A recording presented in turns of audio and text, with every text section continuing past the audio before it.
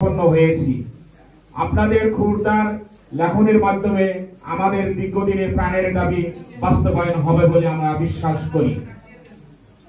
প্রিয় সাংবাদিক ভাই ও বোনেরা, স্বাধীনতা পরবর্তী সময়ে মহান সংসদ সহ সরকারের বিভিন্ন পর্যায়ে ব্যক্তিবর্গ কর্মকর্তাগণ নকল নবীদের দাবি জাতীয়করণের আওতায় আনার ঘোষণা দিয়েছিলেন।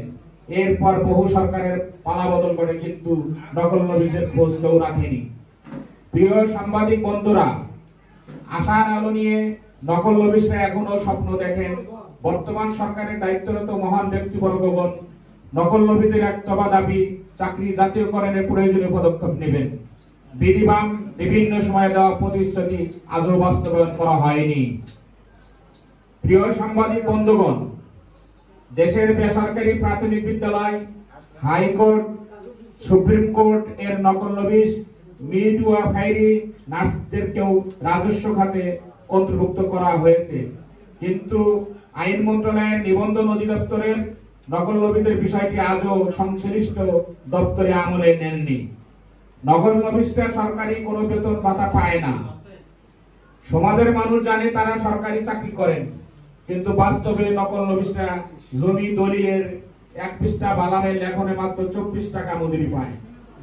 প্রকৃতপক্ষে 1 পৃষ্ঠা বালাম লেখার জন্য জনগণের কাছ থেকে সরকার রাজস্ব নেয় 40 টাকা।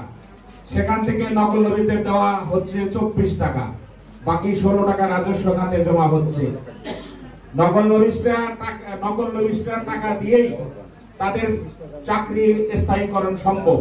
নকল নবীদের দীর্ঘদিনের দাবি চাকরি স্থায়ী করা হোক, কিন্তু সরকারের সংশ্লিষ্ট মহলে বিষয়টি নিয়ে কথা বলার অভাবে আমরা আজও অন্ধকারে রয়ে গেছি। প্রিয় কলম যোদ্ধা, আইন বিচার বিভাগের নিবন্ধন অধিদপ্তর দেশের দ্বিতীয় বৃহত্তম রাজস্ব আদায়কারী প্রতিষ্ঠান। এটি রাষ্ট্রের একটি গুরুত্বপূর্ণ সেক্টর। আমরাই জনগণের ভূমি নিবন্ধনের স্থায়ী রেকর্ড করে থাকি। অনেক আগেই নকল নবীদের চাকরি রাজস্ব খাতে নেওয়া উচিত ছিল। বাংলাদেশ এক্সট্রা মহারণ নকল নবিশ অ্যাসোসিয়েশনের পক্ষ থেকে ইতিমধ্যে মাননীয় প্রধান উপদেষ্টা, মাননীয় আইন উপদেষ্টা, সচিব মহোদয়, আইজিআর মহোদয়গণের নিকট চাকরি জাতীয়করণের দাবিতে স্মারকলিপি প্রদান করা হয়। প্রিয় কলম যোদ্ধারা, নতুন বাংলাদেশ বিনির্মাণে ও বৈষম্যহীন বাংলাদেশ গড়তে নকল নবীদের ন্যায্য দাবি পূরণ হওয়া বাঞ্ছনীয়। যদি তা বাস্তবায়ন করা হয়, তাহলেই আমরা দ্রুত কর্মস্থলে ফিরে যেতে পারব। বর্তমান দ্রব্যমূল্যের বাজারে আমাদের পিঠ দেওয়ালে ঠেকে গেছে। পরিবার পরিজন নিয়ে বর্তমানে আমরা মানবেতর জীবন যাপন করছি। আপনাদের একটু লেখনীয় সহযোগিতা আমাদের জীবনকে নতুন ভাবে গড়ে তুলতে সহায়তা করবে, এই প্রত্যাশা আমাদের কর্মসূচি কর্মবিরতি 14/10/2024 তারিখ থেকে 17/10/2024 তারিখ পর্যন্ত।